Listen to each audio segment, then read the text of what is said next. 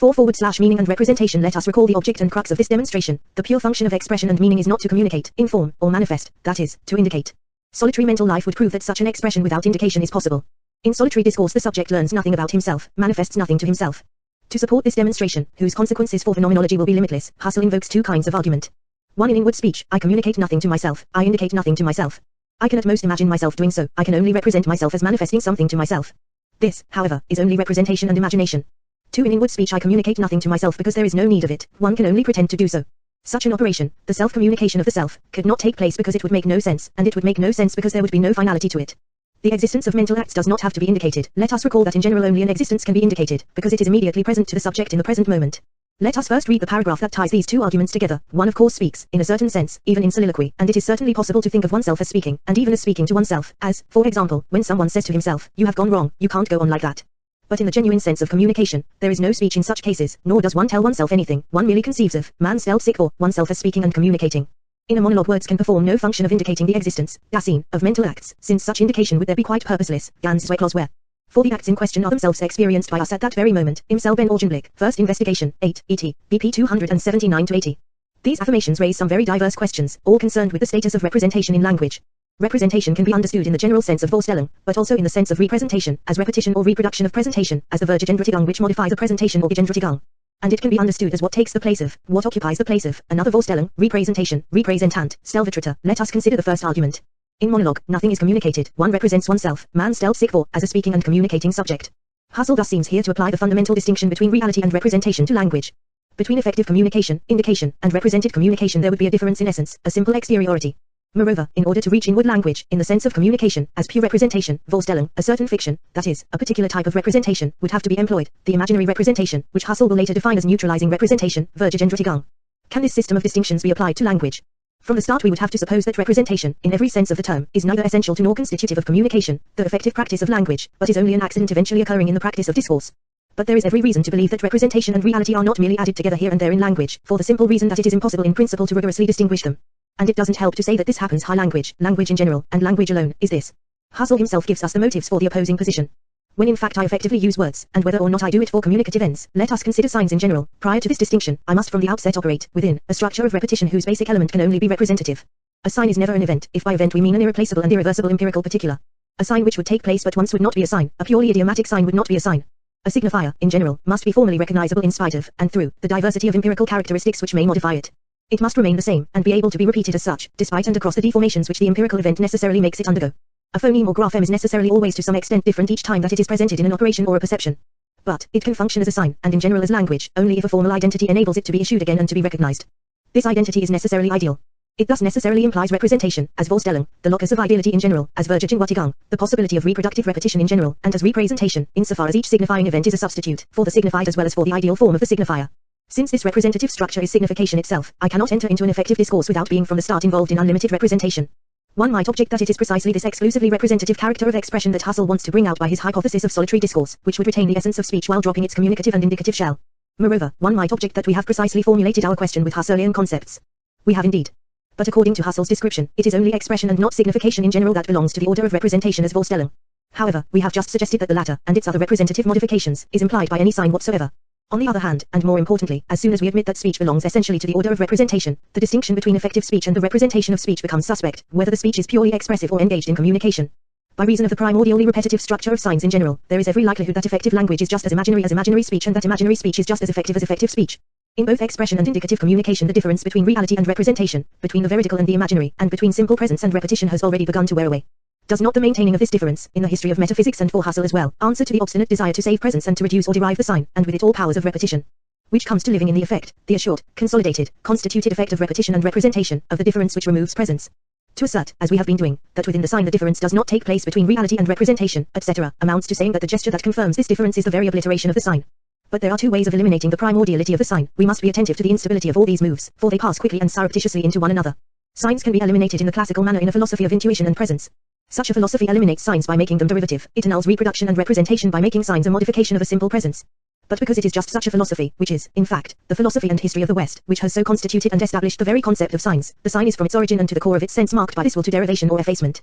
Thus, to restore the original and non-derivative character of science, in opposition to classical metaphysics, is, by an apparent paradox, at the same time to eliminate a concept of science whose whole history and meaning belong to the adventure of the metaphysics of presence. This also holds for the concepts of representation, repetition, difference, etc., as well as for the system they form. For the present and for some time to come, the movement of that schema will only be capable of working over the language of metaphysics from within, from a certain sphere of problems inside that language. No doubt this work has already begun. We shall have to grasp what happens inside language when the closure of metaphysics is announced. With the difference between real presence and presence in representation as Vorstellung, a whole system of differences involved in language is implied in the same deconstruction. The differences between the represented and the representative in general, the signified and signifier, simple presence and its reproduction, presentation as Vorstellung and representation as Vergegenwärtigung, for what is represented in the representation is a presentation as Vorstellung. We thus come, against Husserl's express intention, to make the Vorstellung itself, and as such, depend on the possibility of representation, Vergegenwärtigung. The presence of the present is derived from repetition and not the reverse. While this is against Husserl's express intention, it does take into account what is implied by his description of the movement of temporalization and of the relation with the other, as will perhaps become clear later on. The concept of ideality naturally has to be at the center of such a question. According to Husserl, the structure of speech can only be described in terms of ideality. There is the ideality of the sensible form of the signifier, for example, the word, which must remain the same and can do so only as an ideality.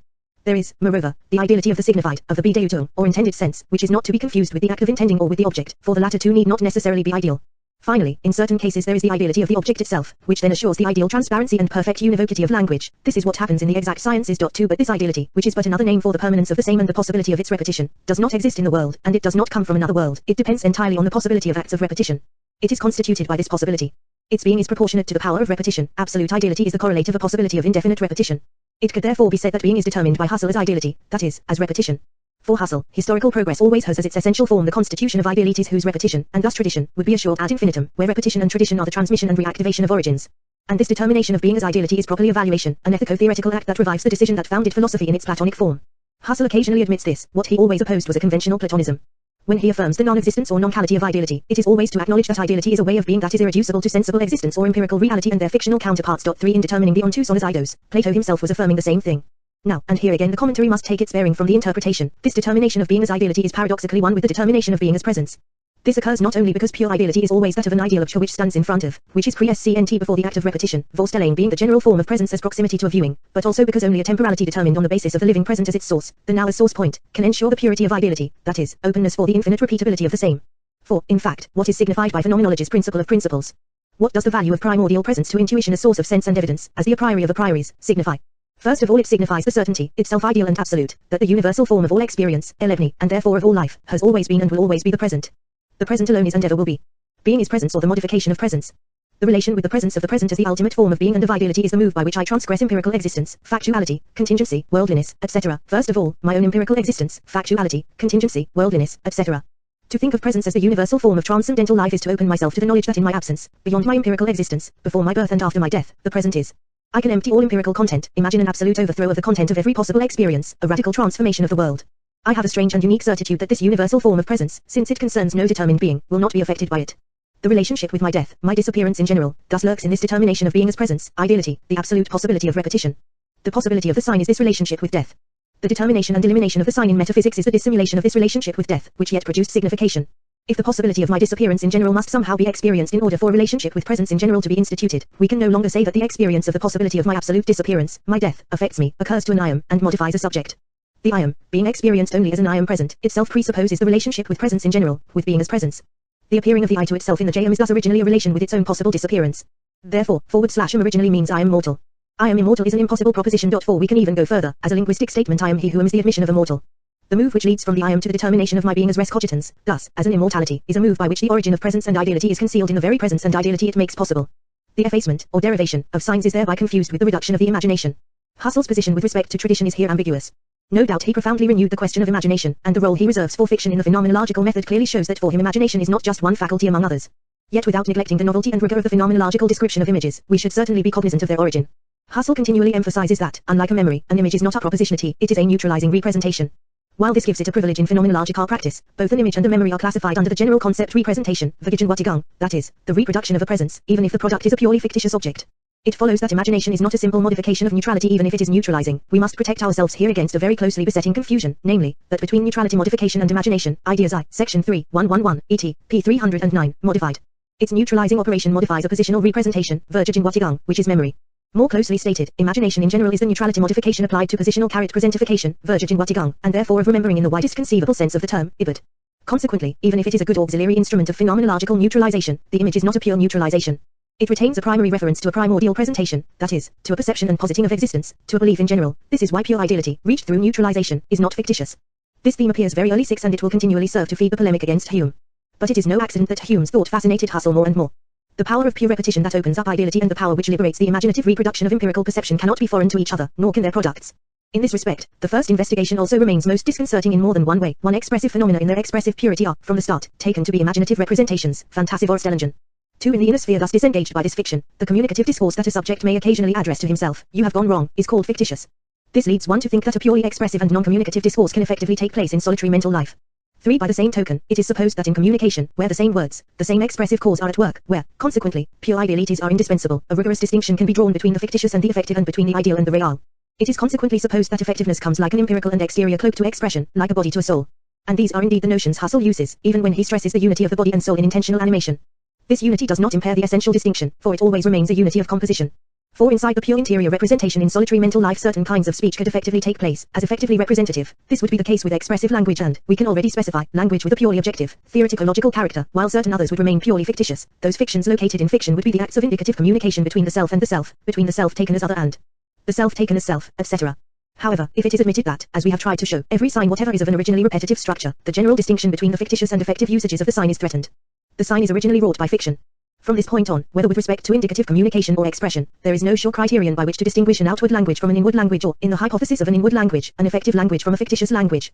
Such a distinction, however, is indispensable to Husserl for proving that indication is exterior to expression, with all that this entails. In declaring this distinction illegitimate, we anticipate a whole chain of formidable consequences for phenomenology. What we have just said concerning the sign holds, by the same token, for the act of the speaking subject. But as Husserl says, in the genuine sense of communication, there is no speech in such cases, nor does one tell oneself anything, one merely conceives of oneself, man self sick for, as speaking and communicating, Lee, 8, et. p. 280. This leads to the second argument proposed. Between effective communication and the representation of the self as speaking subject, Husserl must suppose a difference such that the representation of the self can only be added onto the act of communication contingently and from the outside. But the primordial structure of repetition that we just evoked for signs must govern all acts of signification. The subject cannot speak without giving himself a representation of his speaking, and this is no accident. We can no more imagine effective speech without there being self-representation than we can imagine a representation of speech without there being effective speech. This representation may no doubt be modified, complicated, and be reflected in the primary modes that are studied by the linguist, the semiologist, the psychologist, the theoretician of literature or of art, or even the philosopher. They may be quite primary, but they all suppose the primordial unity of speech and the representation of speech. Speech represents itself, it is its representation. Even better, speech is the representation of itself. 8 More generally, Husserl seems to allow that the subject as he is in his effective experience and the subject as he represents himself to be can be simply external to each other. The subject may think that he is talking to himself and communicating something, in truth he is doing nothing of the kind. Where consciousness is thus entirely overcome by the belief or illusion of speaking to itself, an entirely false consciousness, one might be tempted to conclude that the truth of experience would belong to the order of the non-conscious. Quite the contrary, consciousness is the self-presence of the living, the element of experience. Experience thus understood is simple and is in its essence free of illusion, since it relates only to itself in an absolute proximity. The illusion of speaking to oneself would float on the surface of experience as an empty, peripheral, and secondary consciousness. Language and its representation is added onto a consciousness that is simple and simply present to itself, or in any event to an experience which could reflect its own presence in silence. As Husserl will say in Ideas J. 111, every experience generally, every really living one, so to speak, is an experience according to the mode of being present / it belongs to its very essence that it should be able to reflect upon that same essence in which it is necessarily characterized as being certain and present, e.t. p. 310, modified. Signs would be foreign to this self-presence, which is the ground of presence in general. It is because signs are foreign to the self-presence of the living present that they may be called foreign to presence in general in, what is currently styled, intuition or perception. If the representation of indicative speech in the monologue is false, it is because it is useless. This is the ultimate basis of the argumentation in this section, 8, of the first investigation. If the subject indicates nothing to himself, it is because he cannot do so, and he cannot do so because there is no need of it. Since lived experience is immediately self-present in the mode of certitude and absolute necessity, the manifestation of the self to the self through the delegation or representation of an indicative sign is impossible because it is superfluous. It would be, in every sense of the term, without reason, thus without cause. Without cause because without purpose, Zwecklos, Husserl says. This Zwecklosigkeit of inward communication is the non-authority, the non-difference in the identity of presence as self-presence. Of course this concept of presence not only involves the enigma of a being appearing in absolute proximity to oneself, it also designates the temporal essence of this proximity, which does not serve to dispel the enigma. The self-presence of experience must be produced in the present taken as a now. And this is just what Husserl says, if mental acts are not announced to themselves through the intermediary of a concave, if they do not have to be informed about themselves through the intermediary of indications, it is because they are lived by us in the same instant, im selben Augenblick. The present of self-presence would be as indivisible as the blink of an eye.